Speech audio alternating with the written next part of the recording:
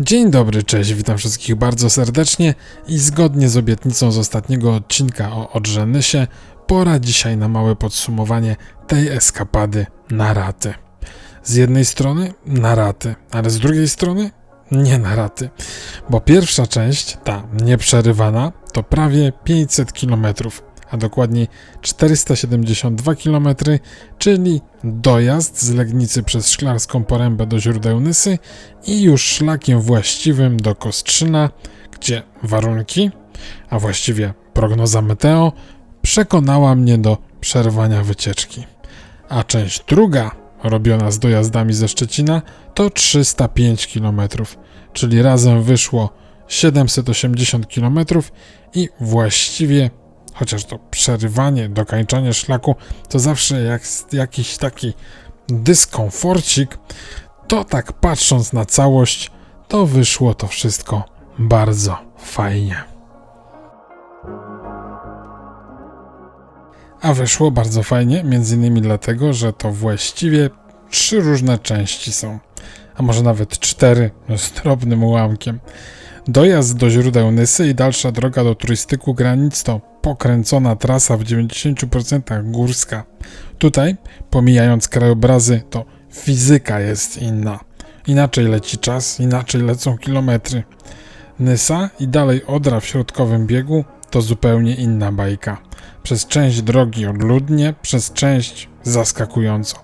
Zaskakujący jest Frankfurt po drodze, ale też na przykład Murzakow. Ten środkowy bieg za Frankfurtem zmienia się w trasę taką nadrzeczną, jak z obrazków w Wikipedii czy innej encyklopedii. Przez 150 km Odra robi się coraz szersza. W dolnym biegu zaczyna się dzielić i w Parku Narodowym Dolnej Odry osiąga wraz ze swoimi rozlewiskami najbardziej okazałe rozmiary. Po czym szlak robi chyba najbardziej zaskakującą rzecz, gdyż odbija od rzeki w pola i dopiero po kilkudziesięciu kilometrach porzucamy rolniczy krajobraz, żeby wjechać w lasy Puszczy Wkrzańskiej i tym samym zaczyna się ostatni etap z wielką wodą w tle. Najpierw jest to Zatoka Nowowarpieńska, potem wybrzeże Zalewu Szczecińskiego, rozlewiska Cieśniny Piana i kończymy na wybrzeżu Bałtyku.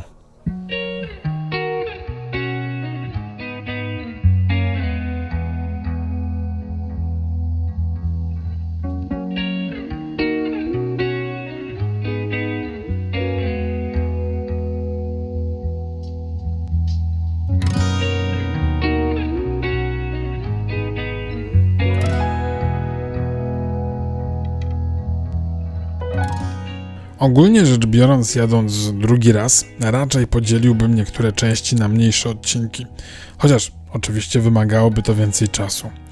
Co nie znaczy, że przejazd, który zrobiłem, był zły, albowiem tam, gdzie za drugim razem dorzuciłbym starannego zwiedzania, tam te długie i wyczerpujące odcinki miały swoją moc, taką energię tego rowerowego kalejdoskopu, gdy się na przykład przejeżdża przez góry i 3 państwa.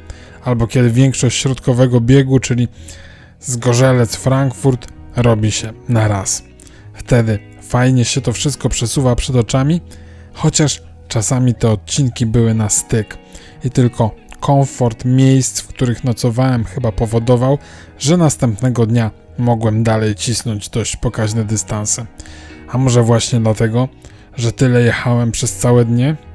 Dlatego te noclegi wydawały mi się takie komfortowe?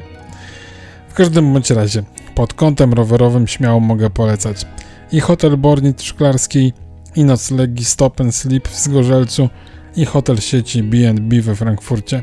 We wszystkich tych obiektach było miejsce na rower, a w B&B to było nawet coś na kształt takiego zbiorowego garażu rowerowego.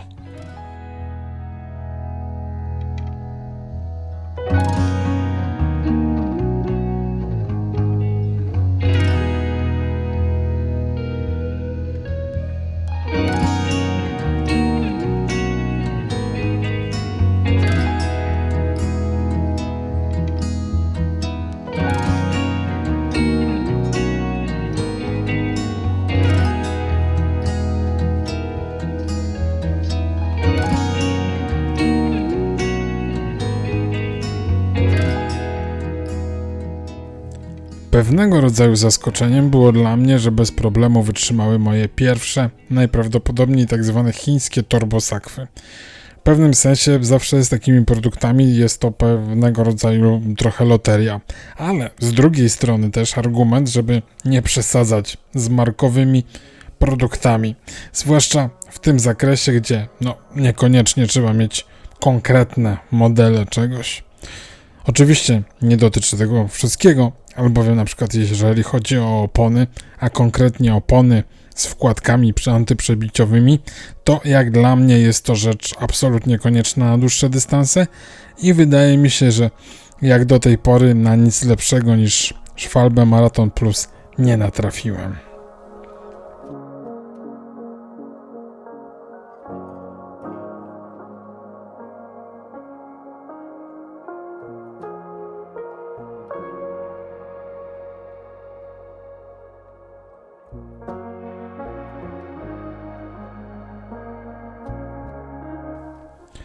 No dobra, o bagażach, o oponach opowiedziałem.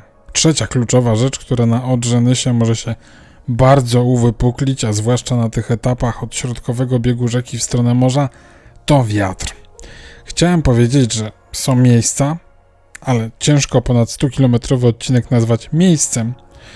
Są miejsca, gdzie osłony przed wiatrem praktycznie nie będzie, ale też nie będzie osłony przed słońcem i może się okazać, że pogoda, którą powszechnie uważamy za całkiem przyjemną, na przykład 30 stopni bezchmurnie, da nam niemożliwie w kość. A właśnie pomiędzy okolicami Lebus a okolicami Szwed jest praktycznie zero lasu. Dodatkowo dość powszechny jest na dłuższych odcinkach brak sklepów, stacji benzynowych. Tak więc planując trasę zwróćcie na to uwagę. I to nie tylko na wspomnianym dolnoodrzańskim odcinku, ale w górnej części rzek z tym zaopatrzeniem też nie jest zbyt różowo.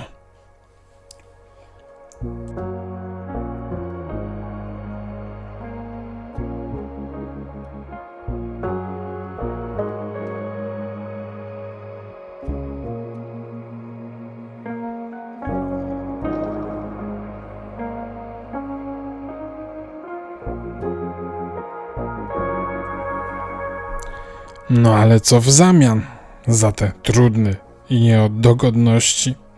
Oprócz zmienności krajobrazów, odcięcia się w 99% od cywilizacji i kontaktu z naturą, dostajecie naprawdę bardzo wygodną, w większości swojego przebiegu, całkiem sakwiarską trasę. Dlaczego w większości? Albowiem samą Odrę Nysę od źródeł, nie mówię tu o moich pomysłach, dojazdach, samą Odrę Nysę można podzielić na 3 wyraźne, jezdne części. Pierwsza to czeska droga rowerowa numer 20, gdzie czuć trochę taki słowiański duch prowadzenia szlaku rowerowego z wykorzystaniem wszelkich możliwych opcji, czyli mamy drogi lokalne, ciągi pieszo-rowerowe, alejki parkowe, a jak nie ma miejsca, no to pozostaje ulica i tak dalej, i tak dalej. Dokładając do tego, że często wjeżdżamy i zjeżdżamy na stoki, to po jednej, to po drugiej stronie Nysy, no to niezły roller coaster się z tego robi. Druga część, niemiecka, na całej swej długości oznaczona jako D12, to podręcznikowy wręcz niemiecki szlak rowerowy. Jak nie DDR-ka, to uspokojone drogi. No może trochę odrobina urozmaiceń w miastach czy miasteczkach, typu przejedźmy parkiem albo pulwarem, ale tak nie za dużo. Trzecia część, dalej te D12, to ostatnie nadzalewowe 100 km. Tu zgromadziły się wszystkie szutry i ścieżki, w sensie ścieżki leśne, których wcześniej od samego początku nie było.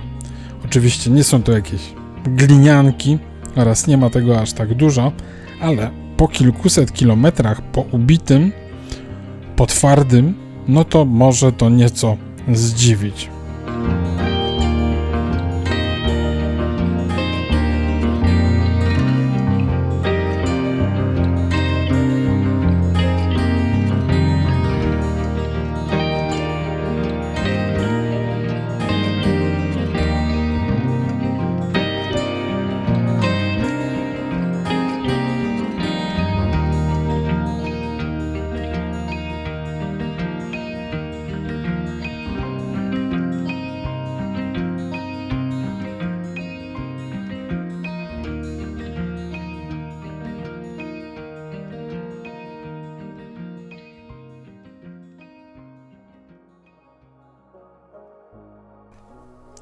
Ogólnie mam nadzieję, że bardziej jednak was zachęciłem niż przestraszyłem. Dajcie znać, czy jechaliście już morze, a może przejechaliście całość Odry Nysy, a może fragmenty, a może planujecie, macie taki zamiar? Dajcie znać bardzo proszę w komentarzach. A jeżeli to podsumowanie Odry Nysy przypadło wam do gustu, to dajcie znać bardzo proszę YouTube'owi za pomocą łapki w górę lub podbicia, że się podobało. A jeżeli obejrzeliście te relacje w całości, a jeszcze nie subskrybujecie tego kanału, to teraz jest idealna chwila, żeby to zmienić. I teraz jest też idealna chwila, żeby się z wami pożegnać, ale tymczasowo, bo do następnego razu. Dzięki za wspólnie spędzony czas. Do zobaczenia. Cześć.